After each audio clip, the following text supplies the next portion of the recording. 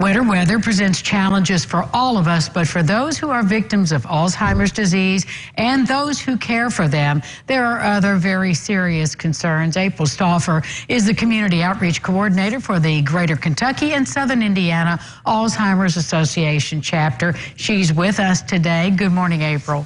Good morning. Thanks for having me. Well, this is an important topic, and we really do need to discuss that because it might not be something everybody's thinking about. We're talking about the tendency for people with dementia to wander, and in cold weather, that's even more serious. Right. It is a very serious thing and very common for people with Alzheimer's and dementia to wander. The statistics show that 6 out of 10 people with dementia will wander at some point during their illness. And that doesn't always mean that they get lost. It just means that they have a behavior that's conveying an unmet need. They're looking for something. They're trying to meet that need, and they don't always know where to look and find it. What are some of the signs that, as caregivers, we can be watching for? Sure. Since we've had this winter storm, it's just a reminder to us that our loved ones may try to get out and wander in unfamiliar places or places that may look a little different now. So typically, some of those warning signs are they're restless. They can't sit still. They may be asking to go home, even if they're in the home they've lived in their entire lives. They may want to go to work. They think back in their past, and they may still believe that they are still working. And so fulfilling any former obligations like going to work or a club that they may have gone to in the past. So those are some of the warning signs that we see for wandering. Well, help us then with prevention, awareness. What are some things that we can do to keep those statistics down? Sure. So if you are living with your loved one, have a routine for them. Try to do the same things at the same times of day for that person. Plan activities for them that are meaningful and give them purpose if you can.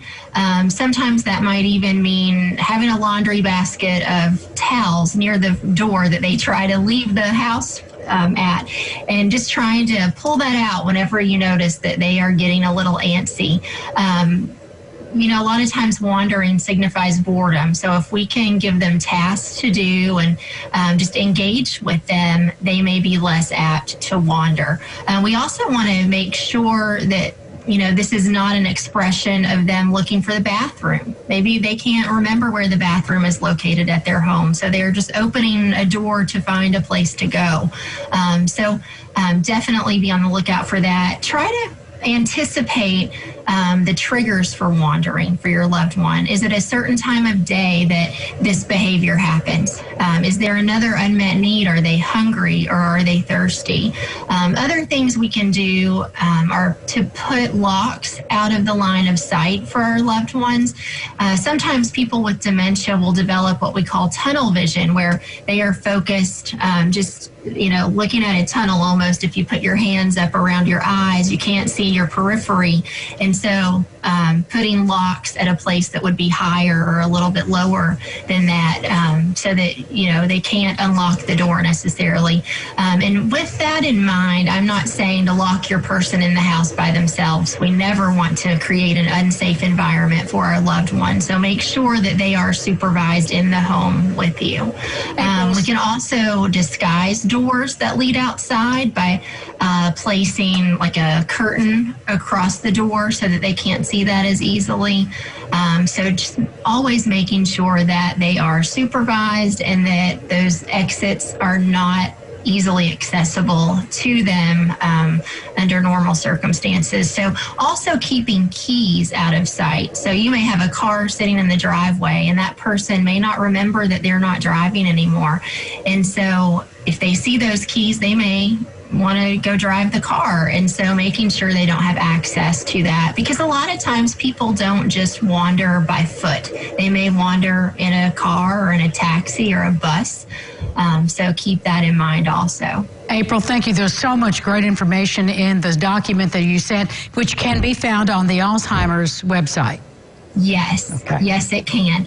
We also have a program called the Medic Alert Safe Return Program. So if you do have a loved one that is wandering or you anticipate that they may wander at some point, it's an identification bracelet. And so if a person were to find your loved one out in the community and they notice that bracelet or necklace that your loved one is wearing, there's a number that they can call to report that they found this person. And then the Safe Return Office will then contact the local police department and the family that's listed and let them know that that person has been found. So it's a great service. And they can find out more information about that at alz.org/medic alert. Thank you, April Stauffer, for being with us today. Important information. Thank you so much. Have a great day. You too. And we'll be back with more local lifestyles right after this. Stay with us.